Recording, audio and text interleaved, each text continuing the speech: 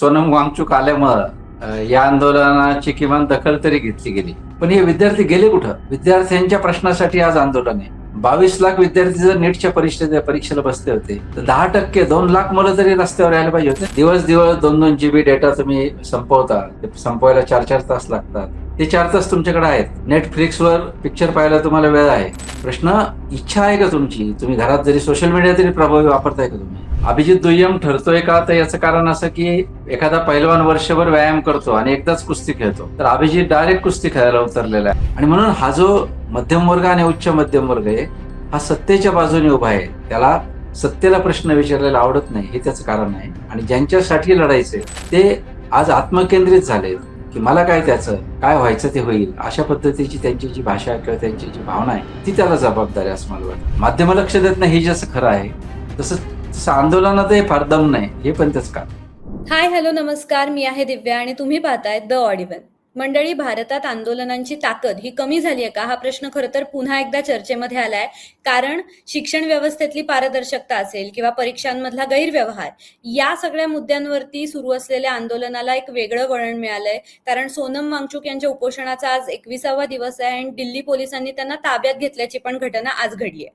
So या सगळ्या पार्श्वभूमीवर काही प्रश्न उपस्थित होत आहेत की अण्णा हजारेंच्या आंदोलनाला जसा देशव्यापी प्रतिसाद मिळाला तसा प्रतिसाद या आंदोलनाला मिळतोय का? म्हणजे ज्या तरुणांसाठी आंदोलन होतंय ते तरुण कुठे आहेत?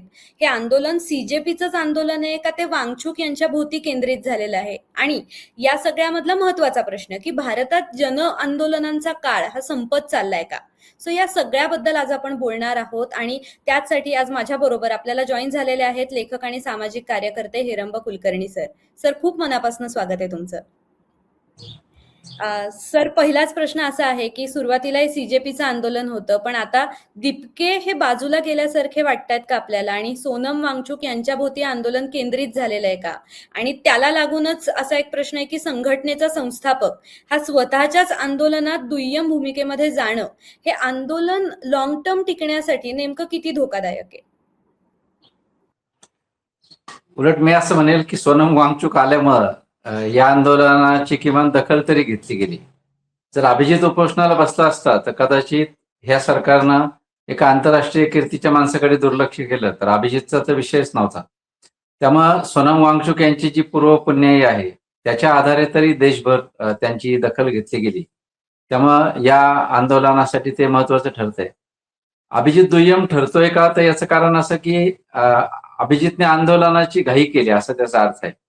म्हणजे एखादा पैलवान वर्षभर व्यायाम करतो आणि एकदाच कुस्ती खेळतो, तर अभिजित डायरेक्ट कुस्ती खेळायला उतरलेला आहे. हा त्याच्यातला मला प्रॉब्लेम वाटतो की ज्या 2 कोटी किंवा काय 10 कोटी लोकांनी त्याला इंटरनेटवर पाठिंबा दिला, तर त्याच्या आधारे जमिनीवर पण ते लोक उतरतील, हे जे गृहीतक आहे हेच मोठा फसवा आहे.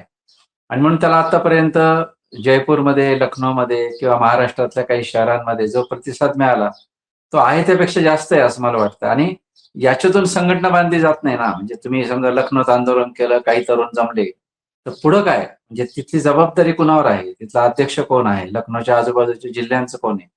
आणि म्हणून पूर्ण पहिल्यांदी महाराष्ट्राची सह देशातल्या सगळ्या जिल्ह्यांची बांधणी करायला पाहिजे होती. अभिजितनी संपूर्ण देशाचा दौरा करायला पाहिजे होता.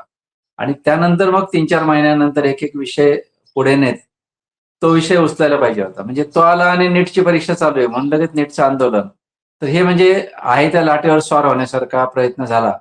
आणि त्यांचा अंदाज चुकला. त्यांना असं वाटलं की 22 लाख मुलं परीक्षेला बसतील आणि ती सगळी आपल्या पाठीशी उभं राहतील. तर तसं दुर्दैवाने घडलं नाही. आणि म्हणून या अभिजितच्या या आश्वासकतेबद्दल किंवा त्याच्या प्रामाणिकपणाबद्दल या सगळ्या प्रयत्नाबद्दल कौतुकाची भावना असून सुद्धा ही घाई आंदोलनासाठी दीर्घकालीन धोकादायक ठरू शकेल असं मला वाटतं.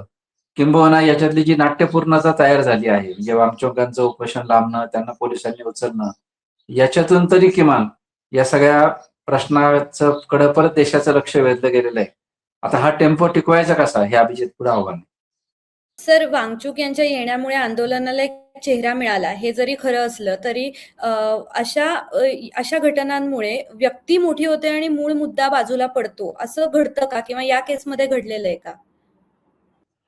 ते आपल्या देशाचंच वैशिष्ट्य आहे की आपल्याला एक कोणीतरी चेहरा लागतो आणि आपल्याकडे संघटना मोठ्या होत नाहीत. म्हणजे अण्णा हजारेंच्या आंदोलनात अण्णा हजारे लागतात, बाबा रामदेवाच्या आंदोलनात बाबा रामदेव लागतात, किंवा संघटना सुद्धा त्या नेत्याच्या नावाने आपल्याकडे ओळखली जाते, किंवा राजकीय पक्ष सुद्धा त्या नेत्याच्या नावावरती फिरत राहतात. तर आपल्याकडे जो व्यक्तिपूजेचा दोष आहे त्याच्यातून ते घडतं.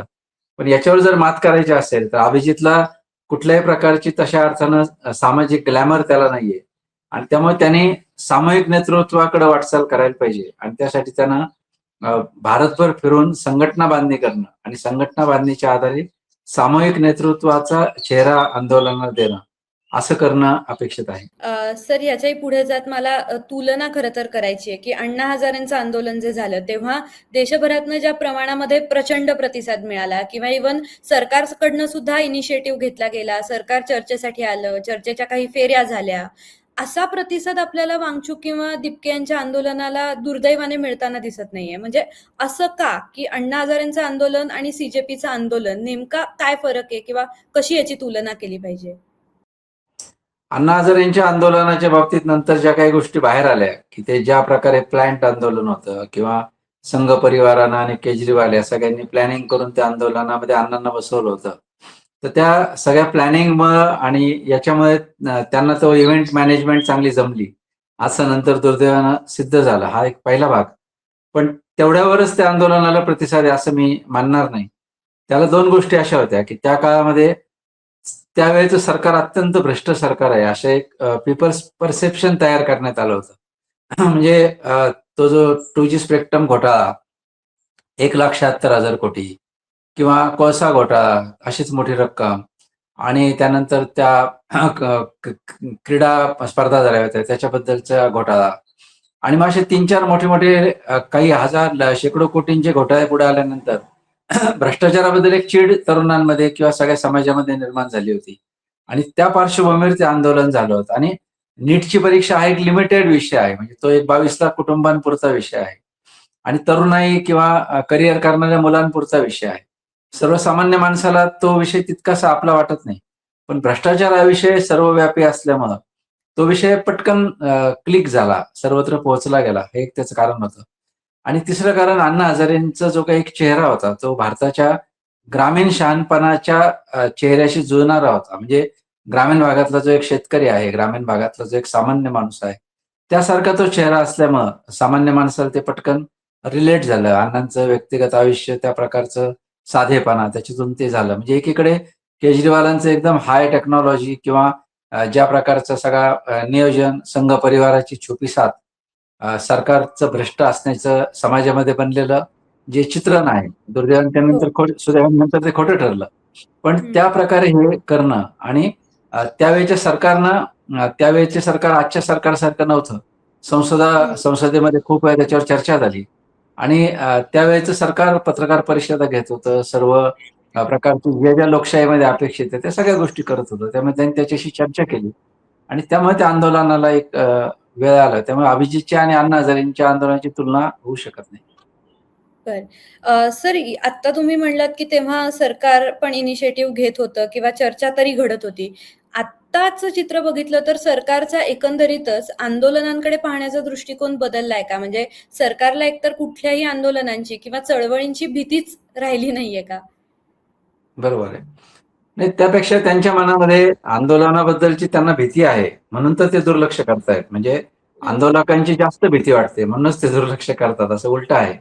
आणि आंदोलनांबद्दल त्यांच्या मनात टोकाचे गैरसमज आहेत. म्हणजे त्यांना असं वाटतं, की आपल्या विरोधी विचारसरणीचे जे लोक आहेत, विशेषतः समाजवादी, कम्युनिस्ट किंवा हे सगळे जे लोक आहेत, तर हे जणू आमचं सरकार उलथून लावण्याचा प्रयत्न करतात प्रत्येक आंदोलनातून. असं काहीतरी त्यांनी टोकाचं एक त्यांचं मत बनलेलं आहे. आणि म्हणून शेतकऱ्यांनी जे आंदोलन केलं, त्यात 700 शेतकरी मेले तरी त्यांनी त्याच्याकडे लक्ष दिलं नाही. किंवा मेधा पाटकर किंवा यांच्याबद्दल आंदोलनजीवी असा अतिशय तुच्छतादर्शक शब्द त्यांनी वापरला. तर त्यांची जी काही एक पद्धत आहे, की त्या आंदोलनाकडे इतकं दुर्लक्ष करून टाकायचं, की त्या आंदोलनात पण कधी-कधी त्याचा सेटबॅक बसतो. म्हणजे पंजाबच्या शेतकऱ्यांच्या याचा एक मोठा सेटबॅक बसला, आणि शेवटी त्यांना ते 3 कायदे परत घ्यावे लागले. हं. तर आज सुद्धा तशाच प्रकारची परिस्थिती, त्यांना आज सुद्धा हा मोठा सेटबॅक आहे ना.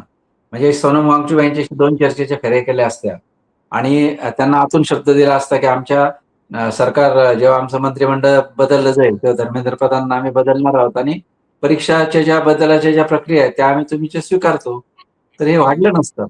पण त्याच्यामध्ये तुच्छतावाद आहे, की आम्ही तुम्हाला मोजतच नाही आणि तुमच्या या आंदोलनाने आमच्या सरकारला काही फरक पडत नाही. हा जो त्याच्या मागचा जे गृहीतक आहे ना, ते लोकशाहीशी अत्यंत विसंगत आणि वेदनादायक आहे, की म्हणजे आंतरराष्ट्रीय कीर्तीच्या माणसाने जर जीव पणाला लावल्यानंतर जर त्याची दखल घेतली जात नसेल, तर कोणताही सामान्य कार्यकर्ता म्हणेल, "साला मग आपलं काय होणार? कशाला आपण आंदोलनं करायची?" म्हणजे आंदोलनावरचाच विश्वास सामान्य माणसांचा उडून जाईल, असं हे वागणं आहे. आणि म्हणून मला असं वाटतं, की ते त्यांनी टाळायला हवं. संवादाची भूमिका ठेवायला हवी आणि आंदोलकांच्या आंदोलन करणं हा लोकशाहीचा एक भाग आहे. ते तुमच्या सरकारविरोधी नसतं, तर ते त्या मागण्यांसाठी असतं. अशा पद्धतीने आंदोलनाकडे बघितलं पाहिजे. सर 2011 आणि 2026 म्हणजे आपण अण्णा हजारेंचं आंदोलन पाहिलं आणि त्याच्यानंतर आता हे CJPचं आंदोलन पाहतोय. दोन्हीमध्ये बरेच वर्षांचा काळ गेलेला आहे. यामध्ये काय नेमकं बदललं? आंदोलनांची किंवा चळवळींची पद्धत कशी बदलली? चळवळी कमी होत गेल्यात का? आणि चळवळींचं भविष्य येत्या काळात काय असू शकतं? हा खूप उतरता ग्राफ आहे. म्हणजे अ, विद्यार्थी आंदोलनाची या देशाला मोठी परंपरा आहे. म्हणजे स्वातंत्र्यपूर्व काळातही विद्यार्थ्यांनी आंदोलनं केली किंवा 1977 साली, 75 साली आणीबाणी लागायला हे विद्यार्थी आंदोलन कारणीभूत होतं, की विद्यार्थी आंदोलनाने इतका प्रचंड मोठा टेम्पो पकडला होता जयप्रकाश नारायणच्या नेतृत्वाखाली, की सिंहासन खाली करो जनता आ रही है वगैरे अशा पद्धतीच्या घोषणा होत्या. आणि पाटण्याच्या मोठ्या त्या एक मैदानामध्ये, गांधी मैदानामध्ये जयप्रकाश नारायणच्या एका सभेनं सगळं वातावरण बदललं होतं किंवा चिमणभाई पटेल यांच्या विरुद्ध सगळे विद्यार्थी उतरले होते. त्यानंतर 89 च्या दरम्यान किंवा आपलं सॉरी 80च्या नंतर आसाममध्ये एक मोठं विद्यार्थी आंदोलन उभं राहिलं होतं. प्रफुल्ल कुमार मोहंतो, लोबो फुकन आणि त्यांनी विद्यार्थ्यांचं सरकार आसाममध्ये आणलं होतं. म्हणजे विद्यार्थी मुख्यमंत्री झाला होता. आता मला सांगा किंवा इकडे ईशान्येच्या राज्यात सुद्धा विद्यार्थी बऱ्यापैकी सक्रिय होते. महाराष्ट्रामध्ये नामांतरापासून तर अगदी ज्या काही दलित मूव्हमेंटमधले जे आंदोलनं झाली, त्यात विद्यार्थ्यांचा मोठा सहभाग होता. पण हे विद्यार्थी गेले कुठं? म्हणजे मला वाईटाचं वाटतं, की तुम्ही जसं सुरुवातीला म्हटलं तसं किंवा विद्यार्थ्यांच्या प्रश्नासाठी आज आंदोलन आहे. 22 लाख विद्यार्थी जर नीटच्या परीक्षेला बसले होते, तर 10% 2 लाख मुलं तरी रस्त्यावर यायला पाहिजे होते ना, त्या जंतर मंतरला 2 लाख मुलं तरी यायला पाहिजे होती. पण ते ज्यांच्यासाठी लढतात, त्यांच्यासाठी मात्र विद्यार्थी आज तिकडं बघायला तयार नाही. मग कशाला हे आंदोलकांनी कशाला प्राणपणाला लावायचे? किंवा दुसरं उदाहरण मी मंगेश साबळेचं देईल. शिक्षकांना ड्युट्या देऊ नयेत या निवडणुकीच्या किंवा याच्या म्हणून तो माणूस तुरुंगात गेला. ठीक आहे, त्याचं वागणं जरा लाऊड असेल, थोडंसं पद्धत चुकीची असेल. शिक्षक 10 लाख शिक्षक आहेत महाराष्ट्रामध्ये. किती पोस्ट पडल्या? 10,000 तरी 1,000 तरी पोस्ट पडल्या मंगेश साबळेच्या बाजूने. त्याला प्रत्यक्ष भेटायला जाणं तर बाजूलाच राहिलं. आणि म्हणून ज्यांच्यासाठी लढायचं तेच जर अशा पद्धतीने आत्मकेंद्रित झालेले असतील, तर सामाजिक चळवळीचा आणि कार्यकर्त्यांचा आंदोलनावरचा विश्वास सोडून जाईल. अशी आजची परिस्थिती आहे. आणि दुसरं त्याचं महत्वाचं कारण असं, की पूर्वी कोणत्याही संघटनेने आंदोलन केलं, तर सगळ्या संघटनांचं नेटवर्क मोठ्या प्रमाणावर भारतभर पसरलेलं होतं. म्हणजे समजा मेधा पाटकरांचं नर्मदा आंदोलन आहे. त्याला व्यापक प्रतिसाद मिळाला कारण सगळ्या ठिकाणी छोटे-छोटे कार्यकर्ते त्यांची कामं करत होते आणि ते लगेच त्यांना पाठिंबा द्यायचे. आज असं झालंय की सगळ्याच संघटना मोडल्यात किंवा कमकुवत झालेल्या आहेत. आणि फक्त हं. मग त्यांचे नेते उरलेत किंवा थोडे-थोडे कार्यकर्ते उरलेत आणि मग याचा परिणाम असा होतो की ते पत्रक काढण्यापलीकडे आणि पोस्ट लिहिण्यापलीकडे फार काही करू शकत नाही. आणि म्हणून गाव पातळीच्या आंदोलनांना प्रतिसाद कमी झालाय. आणि हं, सगळ्यात मोठा गुन्हेगार हा उच्च मध्यम वर्ग आणि मध्यम वर्ग आहे. की यांची संख्या वाढल्यानंतर यांनी पाठीशी उभं राहण्यापेक्षा हं, ह्याच सत्तेबरोबर राहायला पसंत करतात. जनतेच्या प्रश्नांची यांची काही कमिटमेंट नाही. सोनम हं, वांगचूकचा तिकडे जीव चाललाय आणि इकडे यांचा ते कसे चीनचे दलाल आहेत आणि कशा अशा पोस्ट फॉरवर्ड करण्यासारखे लोकं पाहिल्यानंतर या देशाचं काय हं. भवितव्य असा प्रश्न पडतो आणि म्हणून मला असं वाटतं, की सातत्यानं स सत्तेबरोबर राहणं, सत्तेच्या विरोधकांना शत्रू मानणं, अशा पद्धतीची मध्यम वर्गाची जी भूमिका आहे आणि सामाजिक चळवळी हळू कमी-कमी होत जाणं, याचा जो परिणाम आहे, त्याच्यामधून या आंदोलनांना प्रतिसाद कमी होतोय, असं मला वाटतं.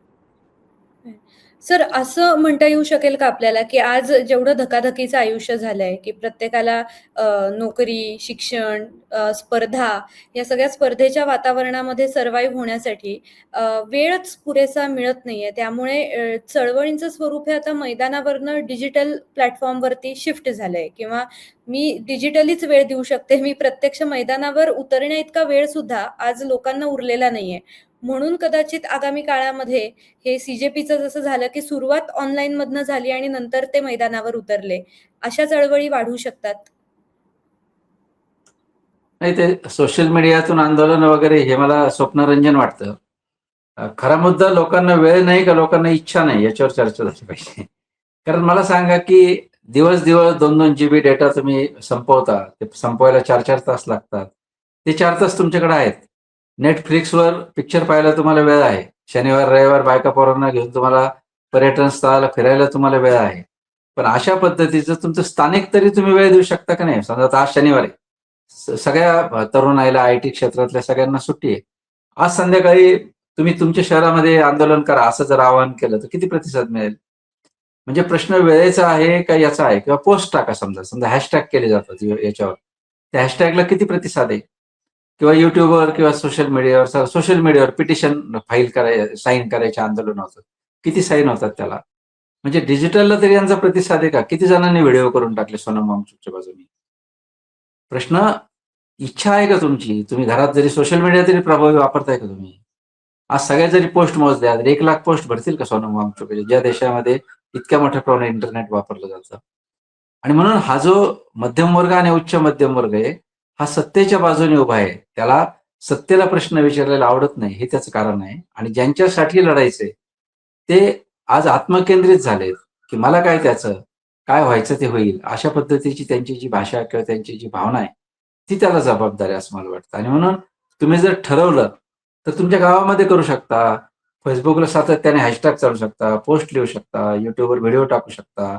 तरुणांच्या मुलाखती काही करू शकता ना, जसं आता तुम्ही करताय. तशा पद्धतीने तरुणाईला शक्य नाही का ते. पण यांना हे करायचं नाही. किंबहुना यांची ती कमिटमेंट नाहीये. यांना ती गरज वाटत नाहीये. किंबहुना कुठं मला काय होतंय? 22 लाख नीटच्या पोरांचं झालं, माझं काय बिघडणार आहे? अशी मानसिकता झाल्याचा तो परिणाम आहे. आणि हे फक्त याच्या आंदोलनात नाही, शेतकरी आंदोलनात सुद्धा तेच जाणवतंय आज. म्हणजे कष्टकऱ्यांचे आंदोलन चालवणारे नेते सुद्धा खासगीत तेच सांगतात, की आम्ही खूप जीव काढतो, पण लोकं येत नाहीत. मग प्रश्न असा आहे, की काही दिवसांनी लढणारे लोकं पण गप्प बसतील ना. आणि आंदोलनं डिजिटल झालीत का? तर हे परदेशामध्ये खरं असेल कदाचित.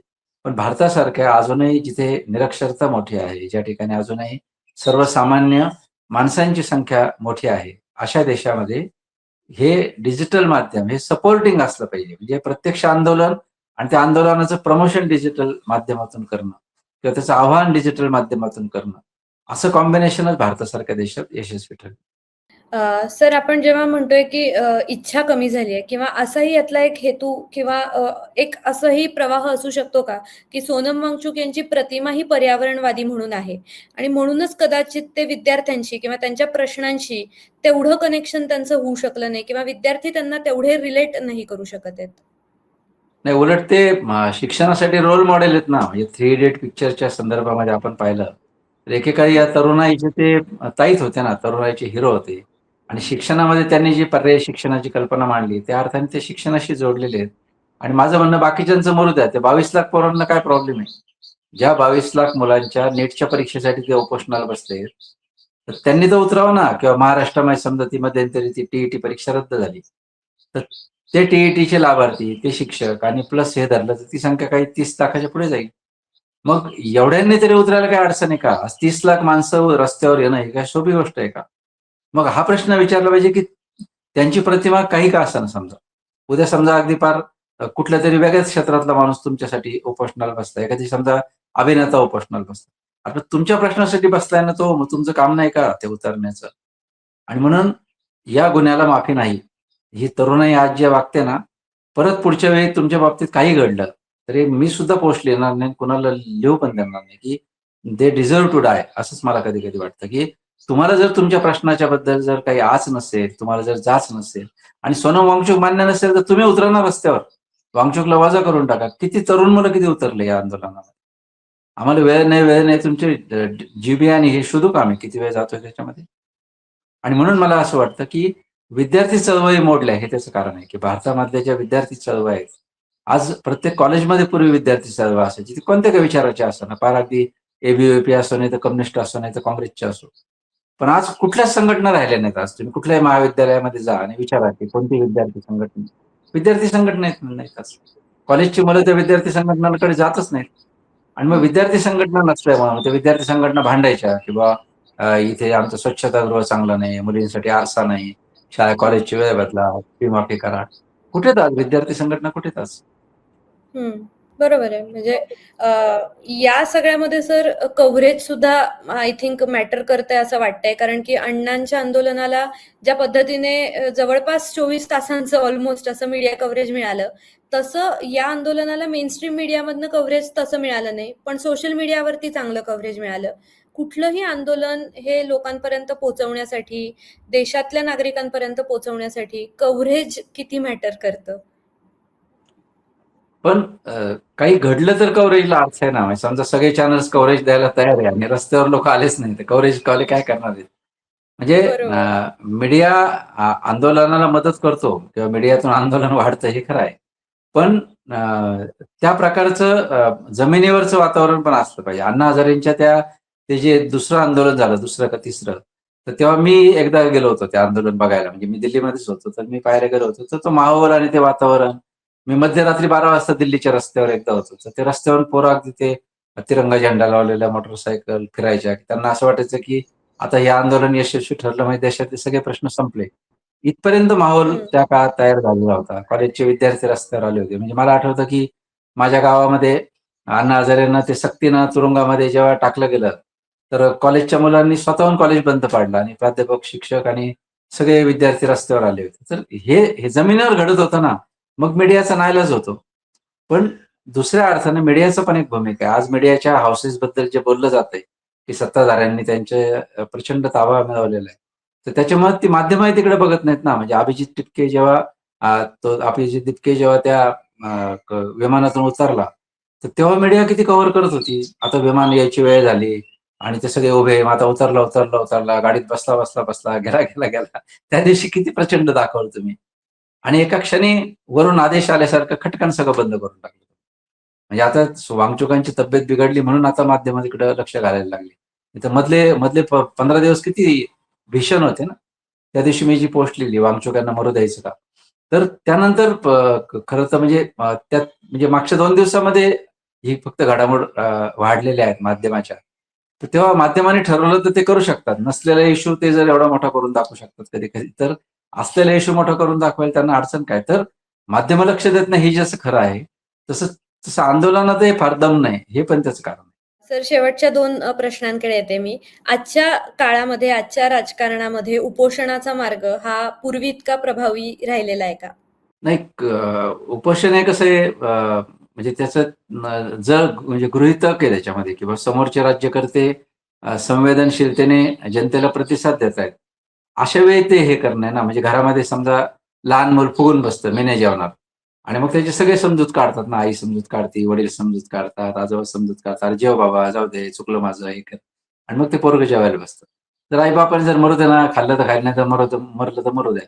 असं जर केलं तर त्या पोराच्या त्या नाराजीला काय अर्थ आहे? म्हणजे त्याला हे माहीत आहे, की आईचं माझ्यावर प्रेम आहे, वडिलांचं माझ्यावर प्रेम आहे, म्हणून मी नाराजी व्यक्त केली तर माझी दखल घेतली जाईल. इथं जर पोरगंच सावत्र राहायचंय अशा पद्धतीची भावना जर सरकारची असेल, तर काय होणार आहे ना या देशामध्ये? आणि म्हणून मला असं वाटतं, की ह्या आंदोलनांचाच आता फेरविचार केला पाहिजे आणि प्रत्यक्ष लोकांमध्ये जाणं, हं. जनतेमध्ये जाऊन त्या जनतेशी सातत्यानं बोलणं आणि असे शॉर्ट टर्मची उपोषणं किंवा आंदोलनं करणं, साखळी उपोषणं करणं, आंदोलनं करणं, या टाईपचं हे काम करून तरुणाईशी सातत्याने हे करणं आणि वेगवेगळी विधायक कामामध्ये संघटनात्मक बांधणी हा खरा मुद्दा आहे. आणि त्याच्यावर हे सोशल मीडियाने बरं. यांनी काय केलं माहिती आहे का? कुणालाही नेता झाल्याचा आभास हं, इथं निर्माण करता येतो. म्हणजे समजा आज तुम्ही माझी हं, मुलाखत घेतली, की मला एकदम काहीतरी मोठं झाल्यासारखं वाटतं. पण ते आभासी आहे ना, हं, हं, त्याच्यात काही अर्थ नाही ना. तुमचं जमिनीशी काय नातं आहे ना? हं. बरोबर आहे की नाही? आणि म्हणून बरोबर. अण्णा हजारेंच्या आंदोलनामध्ये सुद्धा अण्णांचे किती दोष काढले, तरी त्याच्या आधी अण्णा 94 सालापासून भ्रष्टाचार विरोधी जनआंदोलन नावाची संघटना चालवत होते महाराष्ट्रामध्ये. हं, त्याच्या आधी त्यांनी 6-7 उपोषणं महाराष्ट्रामध्ये केली. महाराष्ट्रातले काही मंत्री घरी पाठवले होते. हं, भ्रष्टाचार विरोधी जनआंदोलनाच्या गावागावात शाखा होत्या आणि पाणलोट क्षेत्रामध्ये अण्णांनी मोठं काम केलं होतं. 300 गावांमध्ये अण्णा काम करत होते आणि महाराष्ट्रातल्या सगळ्या सामाजिक राजकीय संघटनांशी ते जोडून होते आणि मग ते पुढे सरकले ना. तर म्हणजे एक लक्षात घेतलं पाहिजे ना, मेधा पाटकर समजा राष्ट्र सेवा दलामध्ये त्यांनी काम केलेलं आहे. सगळ्या सामाजिक संघटनांशी जोडून आहेत. हे केलं आणि मग त्या आंदोलनाच्या याला जातात ना. आणि म्हणून मला असं वाटतं, की संघटनात्मक काम हा खरा मुद्दा आहे. पण सोशल मीडियामध्ये तुम्हाला पटकन चुकीचा कॉन्फिडन्स येतो आणि तो फसवा. सर शेवटच्या मुद्द्याकडे येते, की आता याच्या पुढच्या काळामध्ये असंच चित्र कदाचित दिसेल का, की भारतात मोठ्या जनआंदोलनांचा काळ हा संपलाच आहे. छोट्या-मोठ्या प्रमाणावर उपोषणं किंवा आंदोलनं होत राहतील. पण मोठं जनआंदोलन होण्याची परिस्थिती ही हळू अशीच कमी होत जाताना दिसेल का आपल्याला? हां, म्हणजे मग ते त्याची संघटना ही पूर्वअट आहे ना. म्हणजे एकतर हां. लोकांमधल्या भावना तीव्र झाल्या पाहिजेत आणि त्या तीव्र भावना उचलण्या म्हणजे आंदोलनाचे 3 घटक असतात. एकतर विश्वासार्ह नेता, की जो हं. सर्वांना मान्य असेल असा. त्या प्रश्नाची तीव्रता लोकांना डासली पाहिजे आणि हं. संघटनात्मक बांधणी तुमची त्याच्याबद्दलची पाहिजे. बरोबर आहे की नाही? आता हे होत नाही ना, म्हणजे आता मनोज जरांगेंचं उदाहरण घेता येईल आपल्याला, की मनोज जरांगेंनी विश्वासार्हता कमावलेली आहे, की हा माणूस निस्वार्थ आहे. आपला आपला तो बरोबर चूक काही पण मांडो, पण आपला हा नेता आहे. हे मराठा जातीला वाटलं ना आणि त्याच्यानंतर मग मराठा जातीचे लोक सगळे त्यांच्या पाठीशी उभे राहिले ना. रात्री 2-2 वाजता जी-आर काढावे लागले. आता तिथे समजा जातीची अस्मिता काम करते. त्याच्यामुळे लोक लवकर आले. पण लाखो लोक आले ना रस्त्यावर. मग हे घडू शकलं किंवा मराठा क्रांती मोर्चे जे केले किंवा त्याच्यानंतरचे जे इतर जातींनी काढलेले मोर्चे आहेत, त्याला मिळाला प्रतिसाद. आता इथे मी जातीची अस्मिता हा त्यातला प्रभावी मुद्दा हे मान्य करतो. पण विश्वासार्ह नेता आणि इश्यू जर महत्वाचा वाटला, तर लोक आजही रस्त्यावर येतात. हा मला फक्त तेवढंच लिमिटेड तुलना त्याची करायची. Sir thank you so much. तुम्ही खूप कमीत कमी वेळेमध्ये जास्तीत जास्त फॅक्टर्स आंदोलनातले, चळवळींचे उलगडून सांगण्याचा प्रयत्न केला आणि सगळ्या प्रश्नांची उत्तरं दिलीत. खूप खूप आभार मानते मी ऑड इव्हन तर्फे आणि लोकांनाही मी आवाहन करते, की तुम्हालाही काही प्रश्न असतील तर आम्हाला कमेंट करून नक्की कळवा. त्याची उत्तरं घेऊन आम्ही तुमच्यापर्यंत येऊ आणि अशाच वेगवेगळ्या स्टोरीजसाठी पाहत राहा ऑड इव्हन.